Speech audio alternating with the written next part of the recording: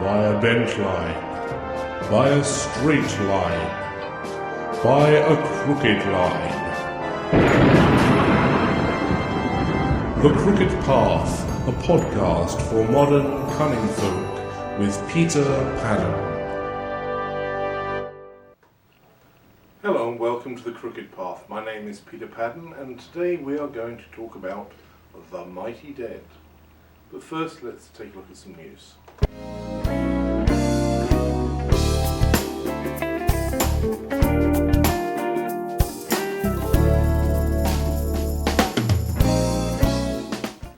Well, as you may remember, on Sunday it was Pagan Pride Los Angeles down in the Rainbow Lagoon Park in Long Beach. Almost said North Hollywood for some reason, because I'm going crazy.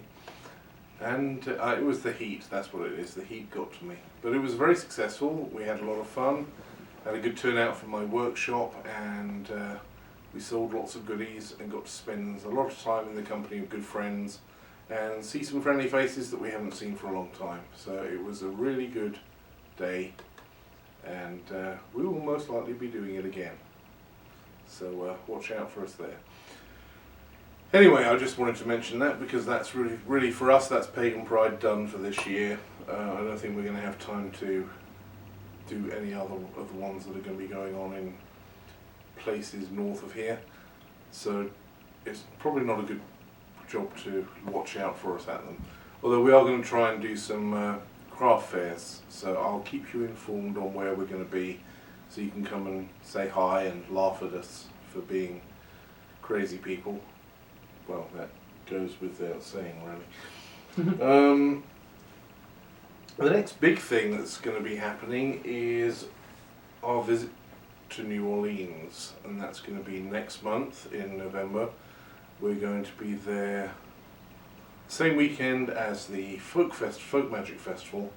We're going to be arriving on the 8th of November, so it's the 10th and 11th, the weekend of the 10th and 11th. We'll be at the Pagan Podkin Supermoot get-together at Azuli's Voodoo store in the French Quarter on Saturday afternoon. And Linda, at least, will be participating in the classes for the Folk Magic Festival. I will be hanging out, drinking interesting drinks and eating probably way more beignets than I have any right to, and bumping into some old friends there as well. So if you happen to be in the New Orleans area, New Orleans as they call it, that weekend, then check my Facebook page to see where I'll be hanging out. Maybe you can come and say hi then as well, because you never know. I like saying hi to people. I'll say hello to perfect strangers. And that can sometimes get very strange, because people think I'm strange. When it comes to the arts and crafts side of things, I do have a new website for my glassware, which is glass.padan.us, and there is also a Facebook page for Peter Pagan Custom Glass, and I'm going to be gradually putting a bunch of stuff up for our stuff, regular lines of stuff that we'll be selling, and also custom work. I can do wine glasses and beer mugs with custom logos and symbols on, and we can also do chalices and various other bits and pieces. And once I take delivery of my new sandblasting cabinet this week, I will be starting to work on some deeper glass carving and some 3D work, and doing some one-off art pieces that will also be available to purchase. So if you want a piece of what's going on inside my head, that's probably a good way to do it, that won't cause too much bleeding or trauma. But don't hold me to that. I may end up finding a very dark phase and do some really strange artwork. You know what I'm like. So that's the news. So let's switch over and go into lore mode.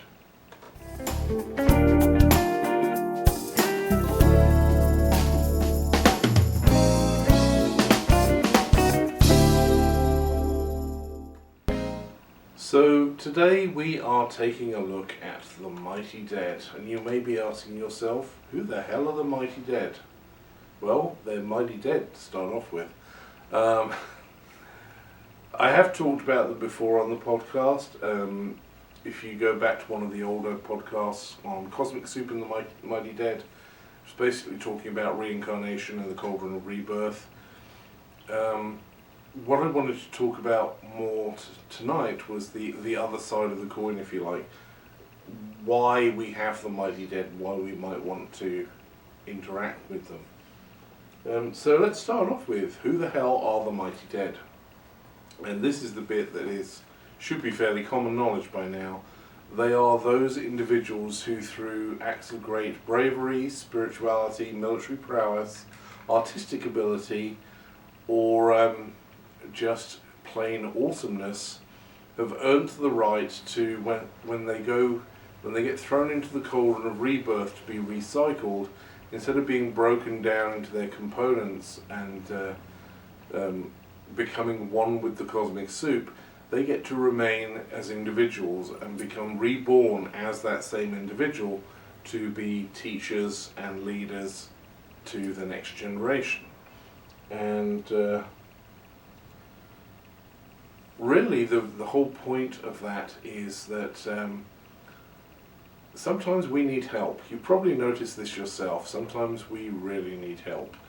And this is a mechanism that allows the people who have the best ability to help us to actually be in a position to do so. If you go and check out the Cosmic Soup podcast, you'll find, if you haven't already heard it before, that the Celtic concept of reincarnation is very much like the Hindu idea of reincarnation, which is nothing at all like what most Westerners think the Hindu version of reincarnation is. There's none of this automatically getting reborn. You don't die, go through some R&R, and then choose what body you're going to go into and move on. The idea is, for most of us, it's a matter of being broken down into our component parts, and then those component parts are used to create new people. So we really recycle more than we reincarnate. And past life memories are, and this is my very strongly held opinion, past life memories are actually genetic memories. They're memories, ancestral memories that we carry in our blood and our DNA. And essentially, sometimes you need someone who's got a bit more going on. And historically, or within the lore of our Celtic ancestors, there are certain characters who keep cropping up. For example, Taliesin, the great poet. Historians will tell you that there are 3 candidates for being the original Taliesin, and most druids and esotericists of a Celtic persuasion will tell you that they were incarnations of the same person. So there is the original Taliesin, and he was reincarnated and took the name or title of Taliesin to show that he was the same person. And then the third time this happened as well, and basically it was a role. It was a title that was passed on, much like the Dalai Lama in modern times is considered to be a reincarnation of the previous Dalai Lamas. And this gives a certain amount of continuity, as well as the opportunity for someone with an incredible amount of wisdom to be able to share through teaching and leading and writing really cool poems in the case of Taliesin. Another character from Celtic lore who this applies to is Merlin, who we should perhaps call the Merlin in English, or Mervyn as his Welsh name is. And interestingly enough, the reason that he became popularly known as Merlin is based on the Latin version of his name, Merlinus, which was very carefully chosen by Geoffrey of Monmouth to use because to non-Welsh speakers, the Welsh name Mervyn, which is spelt with 2 Ds, the sound is a double D, Merden is a bit too close to the French merde, which many people spoke in those days. And so, do we want him to be the name of a little bird of prey, or do we want him to be named after poop?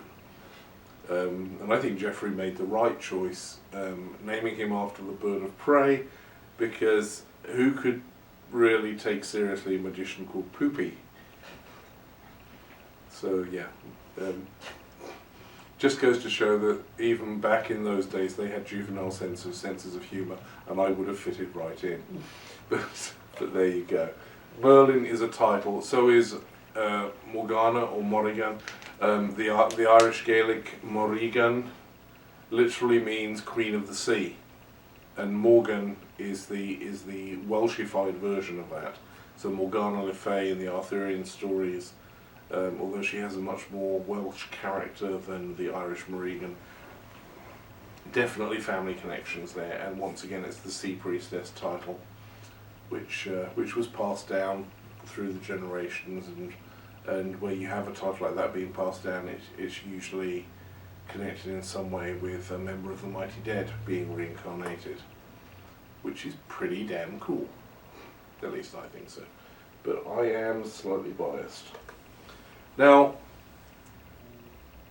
so what's the big deal with the Mighty Dead? I mean, the idea of having great teachers around is a really nice idea, and you know the Welsh don't have the monopoly on the Mighty Dead either.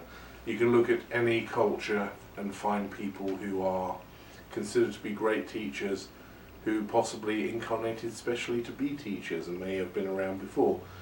Buddha, Krishna, Jesus, and some people would include Gandhi and Mother Teresa in that. I'm not in a position to have a voting interest in that particular fight, so I'm not going to comment on that.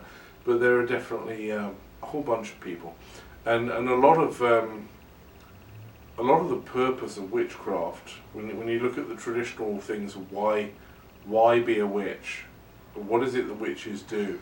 Usually the answer comes along something along the lines of the purpose of a witch is to cheat fate or to cheat death, and by reincarnating as a member of the Mighty Dead is certainly a way to cheat death, and so it's kind of something we all kind of aspire to without being too petulant about it. At least hopefully not too petulant. I don't think the petulant people get their way. If you die with your bottom lip protruding, you're not going to be reincarnated because they think you're very silly. So you know, note to self: don't be petulant when I'm dying. But there are a lot of ways we can interact with the Mighty Dead. We can call on them, call on the great teachers who are not incarnate currently. We can call on the ancestors to bring us into the presence of a great teacher. Of course, the bunch of people studying with me got stuck with me instead. They probably didn't put the right offerings in the offering bowl or something like that, so they got me instead. But we get by. The other time we're likely to encounter the Mighty Dead is actually around this time of year, because the Wild Hunt is composed of members of the Mighty Dead riding with Gwynap Nuth, the Horned Master, to gather up the souls of those who have died over the previous year and see them through the gates into the Summerland. So that's a pretty nice thing. We'll be talking more about that when we do the podcast for Samhain, because it's appropriate. Right now I'm going to switch over into practice mode.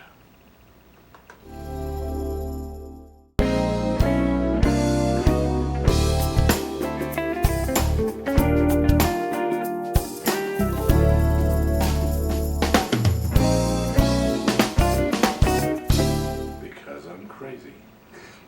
And because it's there. So what kind of practices can we look at? Well, working with the ancestors generally is something that is going to involve the Mighty Dead to a greater or lesser extent. And there are a lot of ways of working with the ancestors. I spoke last week specifically about tapping the bone and recovering lost lore. But there are more day-to-day things you can do with the ancestors as well. And perhaps the simplest way of working with the ancestors, whether they are the Mighty Dead or just regular, day-by-day ancestors who are not reincarnating as great teachers, probably the most simple and direct way we can work with them is by acts of devotion. Now, why would we want to have acts of devotion, you may ask yourself? Well, because if you want to work with the ancestors, they respond to you much better if you give them something to encourage them to participate. There is a certain amount of natural inclination to work with you that the ancestors have, because they're family, and your ancestors have a vested interest in your success, because in many ways they live on through you, both through the ancestral memories that you carry and the fact that you are their descendant, and therefore they wish you well in a sort of general sort of way, and sometimes even specifically if you butter them up right, which is why acts of devotion can be handy. But we're actually not talking about just buttering them up, kissing butt, blowing powdered sugar up their bony asses. There's more to it than that. The most important thing that acts of devotion can do for you is it actually creates a tangible connection that you can then use in other areas. And the simplest way of doing this is to create an ancestral altar. And once again, we'll be talking more about that in the Samhain podcast. I told you I was crazy. But in very, very simple terms, setting aside a time and a place to just chat. It sounds very mundane and ordinary, but you have a little table, a little side table with a candle and maybe a photo of a beloved ancestor, or a representation of the more ancient ancestors, or if you have a clan identity that's Scottish or other Celtic clan, the clan emblem, the clan tartan, the flower of the clan, all that sort of thing. You can dress your altar up in different ways to represent the ancestors. Pictures of those who've passed on, and anything connected with your family is a good idea. Always a candle, a flame of some sort is important, and maybe some incense as well, of a scent that is appropriate to your ancestors, or a favourite of a particular ancestor. Once you make a connection with a particular ancestor, you can personalise things a lot more. But you start off generically with the family stuff, coat of arms, and cultural stuff, and then you go on from there. The basic idea is you try and do this daily. It only has to be for 5 minutes a day, but try and make it the same 5 minutes every day. So, when you get up in the morning, you go to the bathroom, you put the coffee on, and while the coffee's brewing, you sit down next to your ancestral altar and have a conversation with the old biddies. And at first, this is going to take the form of you sitting there going, "Sup? Hi. Well, I had a good day yesterday." Basically doing a dear diary, but to the candle, for want of a better target. But as you develop a rapport with them, you're going to find you're starting to pick things up. And it's going to be kind of ephemeral at first, but you're going to get feelings and sensations. The feeling of a presence, the feeling instead of you talking to a candle, you're now talking to someone who is listening to you. It's a very subtle difference, but a very important one. And as you work through it, one of the main purposes of doing this is that sooner or later, if you keep it up, and you sincerely and religiously, if you'll pardon the expression, do it every day, at some point they will start to speak with you. They'll start to answer you, talk back to you. And this is part of the point of doing it, because you're now establishing a tangible connection with the ancestors. And once you're able to hold a conversation with them, you can then start to ask them to help you with things, or ask them to teach you things, show you things. And it becomes a much more two-way interaction, and starts to become really valuable to you. So that really is my primary recommendation. If you want to work with the ancestors, if you want to work with the mighty dead, put together an ancestral altar. It can be very simple and basic. For example, Linda and I have a shared ancestral altar, and it's there to revere our most ancient ancestors that we work with in the coven, but it's also there to continue our relationship with our more recent ancestors. And we both have photos of our parents on the ancestral altar. We also have photos of Karen, who was the guardian of Briar Rose, who died a number of years ago of breast cancer. We've got her picture on the altar there as well, so that we can communicate with her. And a few other bits and pieces. We have a black rose, black silk rose, because I always associate black roses with ancestral working, just as I associate blue roses with initiate working and red roses with love. I'm old-fashioned, what can I say? We also have, I have a couple of pieces of candy on there. I have my mother and father's favourite candy bars on the ancestral altar, which wasn't easy to do, given that they lived in Britain, and so I had to go to the British import store and find the candies. But it's doable, and it's worth taking that extra step. And it's a focal point where you can sit down, you light the candle, light some incense.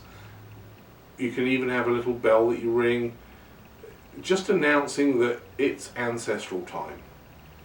And then you can sit there and you can have your conversation, and with practice, as I said, you'll find that they do respond to you, and you start to get a two-way communication going. This is so valuable. I can't stress how valuable it is to a traditional witch to have that kind of connection with the ancestors, both the ancient ancestors and the more recent ancestors, because it gives you an avenue for working and crafting. How do you call on them? Well, there's lots of different ways of calling on the ancestors. For the devotional altar, you really can just sit there and talk to them, and let the genetic connection that you inherently have do the talking for you to a certain level. We have an active ancestral working that we do in most of our rituals in the coven, and that's awakening the altar. Any of you who've seen pictures of our altar will know that we have a hearthstone, a big chunk of rock, upon which stands a skull. And this is the gateway for the ancestors. It's where the ancestors connect with us in our rituals. And I have a very simple formula. It's in my grimoire, and I've talked about it in other podcasts as well. But to just go over it again briefly, you basically have the skull, or a representation of a skull. It doesn't have to be a real one. We use a resin one. Some other people use animal skull. Some people use a rock that's roughly skull-sized. But we've got the resin one with all the nice Celtic knotwork all over it. And you start off by getting their attention. I normally do that by banging 3 times with the wand on the table. You can rap with your knuckles, or smash your head against the wall, whatever works. It's not tool specific. But you knock 3 times to get their attention, and then you call them in. And once again, the words are not important. I tend to use the same words every time, because I've been doing this for way too long now. And it's kind of become habit, and by using the same words every time, I can focus my concentration on the non-verbal aspects of this. But we have in our tradition, we work with a primary ancestor who kind of is the spokesperson for all of the ancestors that we work with. And so I call them in. Old Hub, bring them in. Old Hub, bring them in. Old Hub, bring them in. Actually, the third time substitute his real name rather than the nickname, but I'm not going to share that with you now, am I? Because that would be silly. I know other people use various names. There's Old Meg, there's Old Bessie, which is actually a very interesting. Old Bessie has historically been used as a primary ancestor if you don't have someone who's put themselves forward and made themselves known to you. You can work with Old Bessie as a kind of generic prime ancestor. Some of you may not want to do that though, when you find out that Old Bessie, far from being a little old lady, Old Bessie is short for Old Bessie Bub, or Beelzebub, the biblical Lord of the Flies. And some people have a problem with that. Some people don't. But if you don't have a specific ancestor you work with and you want to be able to call someone by name, Old Bessie will usually come. So that's always handy to know. So always ask the primary ancestor to bring the other ancestors in. Old Hub, bring them in. Old Hub, bring them in. Old Hub, bring them in. One by one and all together, those long gone and those yet to be.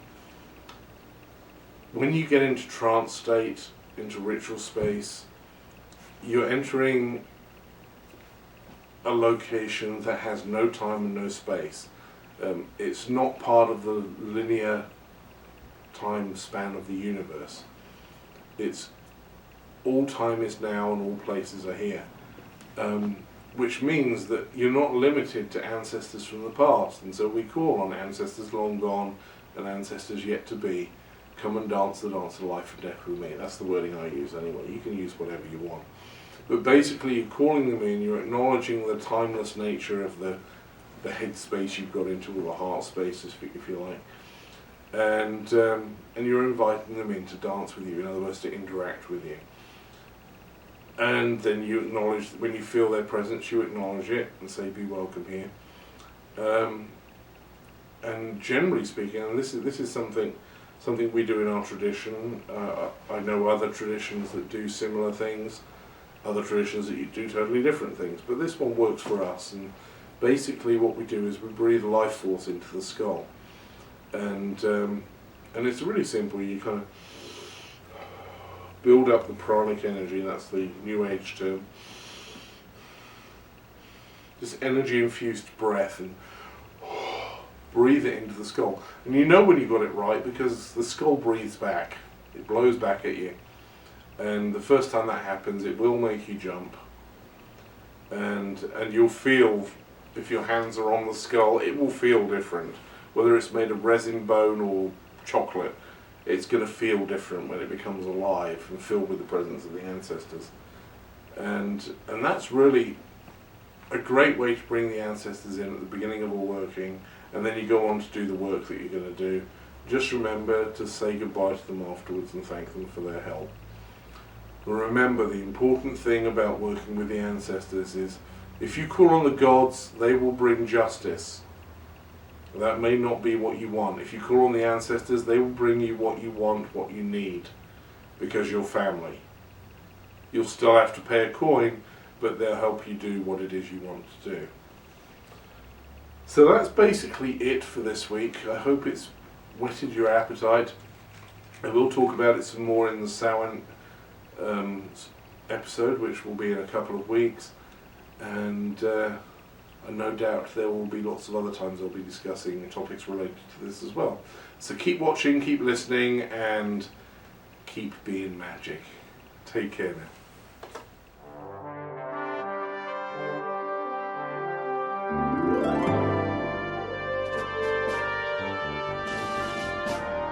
By a bent line, by a straight line, by a crooked line. The Crooked Path, a podcast for modern cunning folk with Peter Pagan.